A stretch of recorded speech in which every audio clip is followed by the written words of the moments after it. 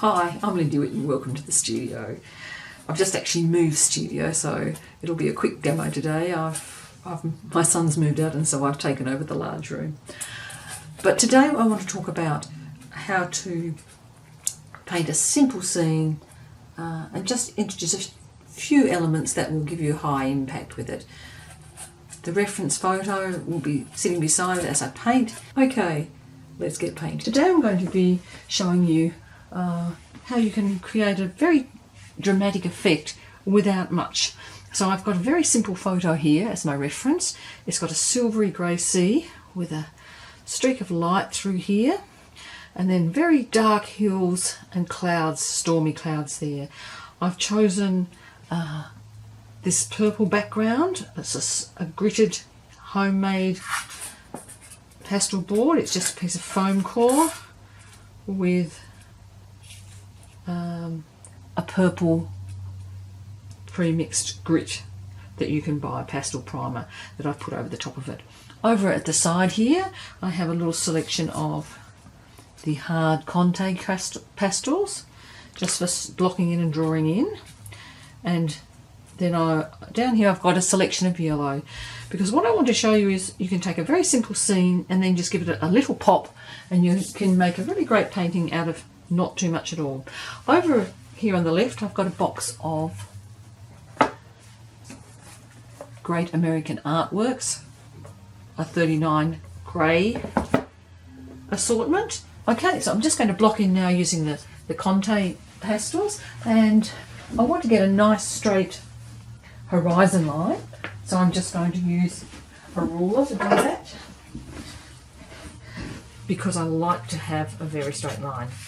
I'm going to make most of this the sea and just some sky. So I'm going to take this dark blue. You could use, and it's probably not quite the blue I want, but it's blocked that in for me nicely. I've got this little offcut here so that I can test it, and I should have tested that because it is too blue. So what I'm going to do is take this other one, which is much more the colour I want, and I'll just run it across there over the top of that. And then I'm just going to block in those hills there and just give it a rough shape.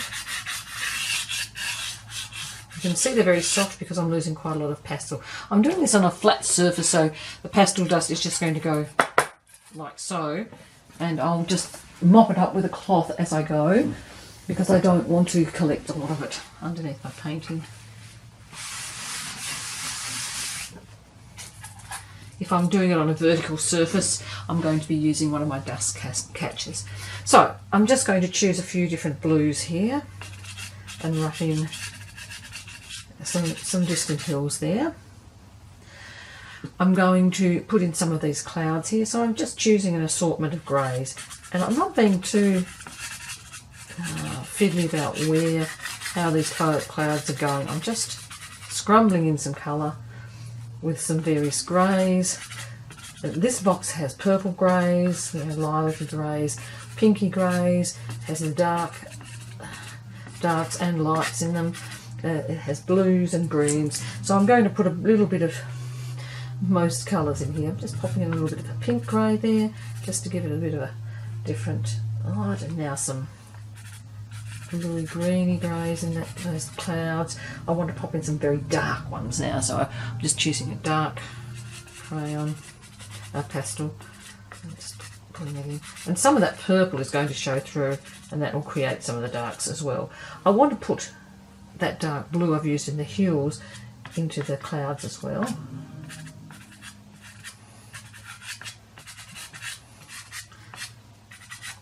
And now I'm just going to give it all a bit of a smooth out with my finger, side of my finger like so, just running it into the hills and smooching all those colours together, just as my base.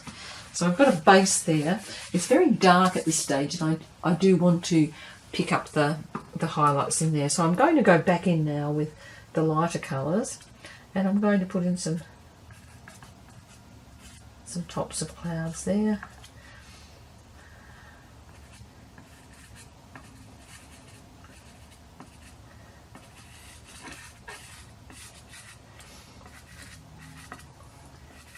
the rounded tops, and I'll pop in some little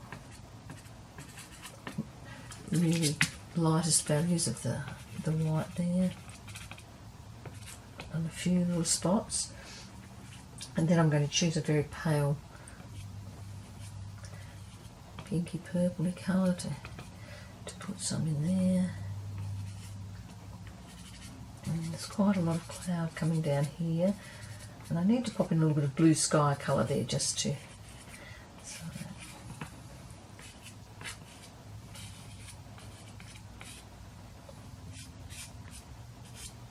and just some those little flat clouds towards the horizon there. So I'm getting a few colours into the sky now. I'm just going to pop in a little tiny touch of green in there as well, just to vary the colours up. Stormy skies often have a bit of green in the clouds.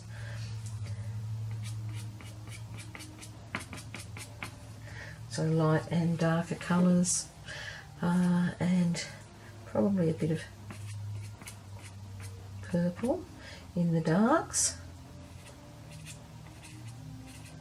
I'm going to run a little bit of that purple down into the hills as well, just to give it a little bit of variety.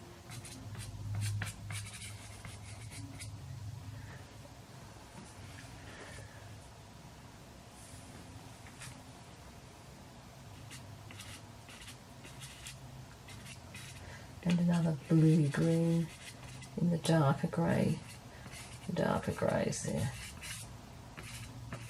So sometimes I'm using the sharp ends of it, and sometimes I'm just using the sides, just depending on what sort of a result I want to get. I don't like that there. I'm just going to soften that off a little bit by scrumbling over it a little bit. And again, I'll just smooth out some of it, not all of it, just touch some of the areas.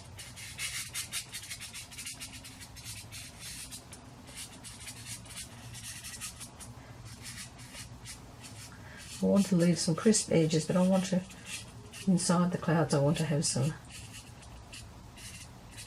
more blended bits. So the sky is looking a little bit stormy there. I still probably need to get a few more lights into the sky, so I'll just give it one more run over along the tops there.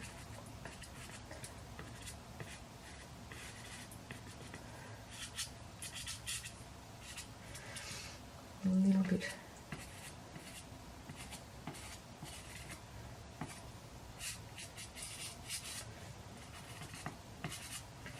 And try and get some different sort of shapes in the clouds as well.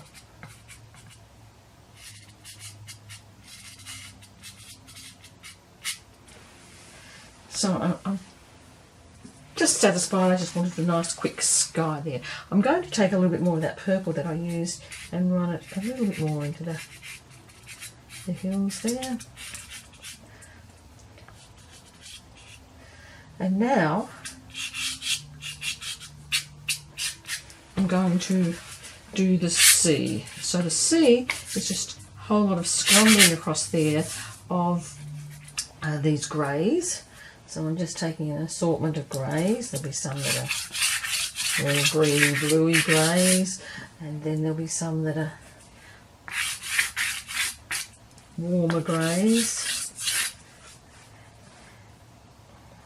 silvery greys,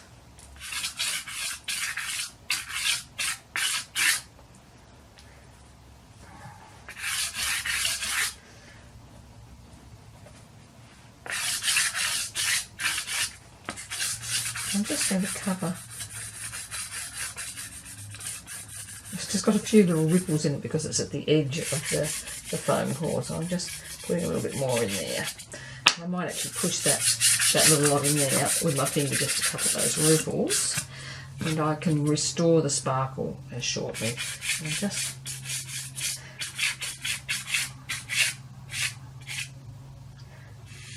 running that along the edge there.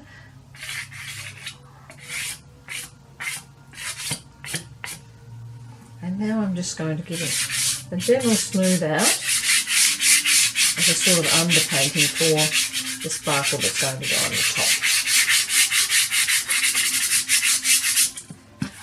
top. Little tap. So now I have the underpainting for the sea there. I want to put in a couple of darker bits there. So I'm looking for a darker pastel. I'm just going to try it out here to make sure it's not too dark. I think that is too dark. How about that one? That's probably what I'm after.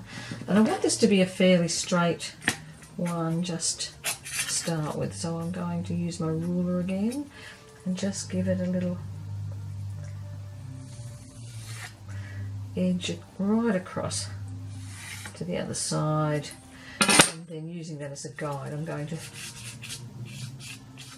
put in a little bit of an extra.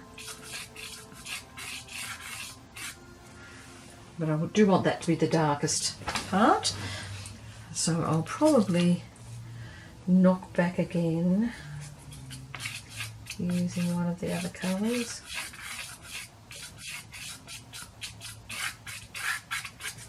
And then to get a little bit of sparkle, I just take it and run it lightly across the top from each side.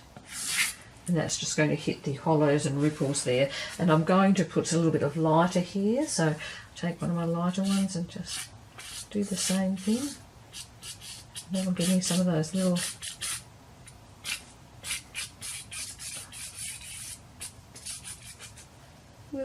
dotty bits of highlights in the water.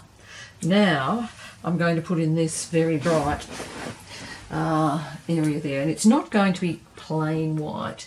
This is a blue, a very pale blue. I'm going to take my ruler again because I want a nice crisp edge along there, and in fact what I will do there is get a very sharp conte and do a white line across the very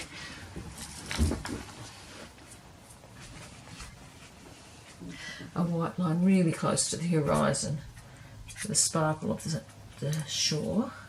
So there we go, right across there. And I want to taper it out a little bit there, so I'm just don't want that very sharp. There we go, tapered it out a little bit, and then I'm going to drop it in here as well. Now it's white, but I'm putting it over the purple showing through, and so it doesn't appear bright white.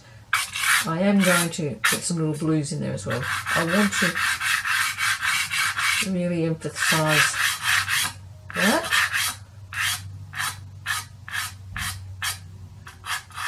And make that line quite thin.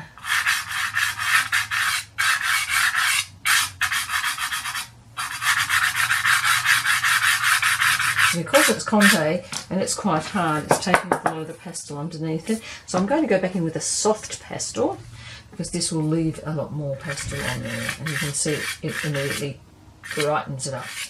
So even though the other one was white, using a soft pastel makes it much easier. And then I'm going to go in just with my soft pastel close to the horizon. And it's hard with a soft pastel because they don't have the sharp edges. But so what I'll do now is just blend that a little bit using my conte, which is harder.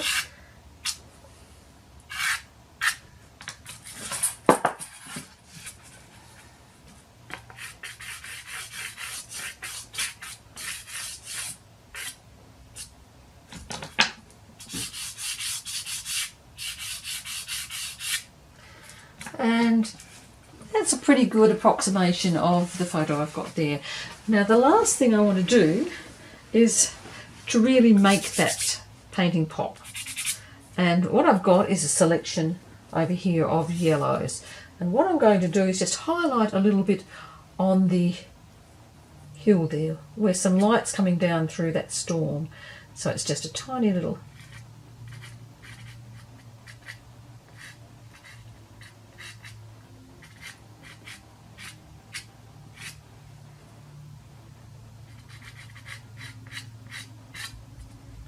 just such a small area there, but it does really pick it up. And so I think what I want is to have a little bit brighter still in some spots. So I'm going to take a brighter yellow.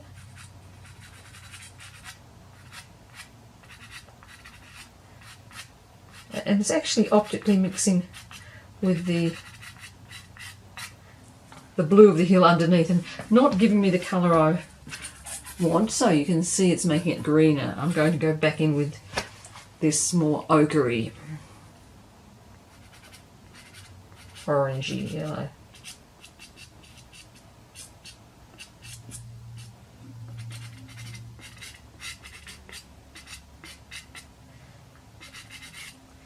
And I'll also go back in with my blue now, because I've put on a bit more than I intended.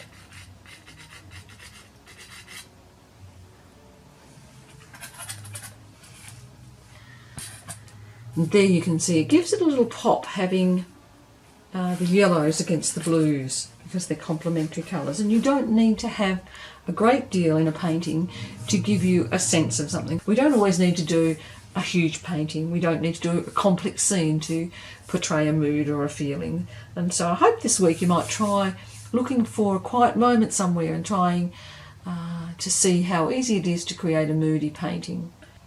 Thanks for watching. Bye for now.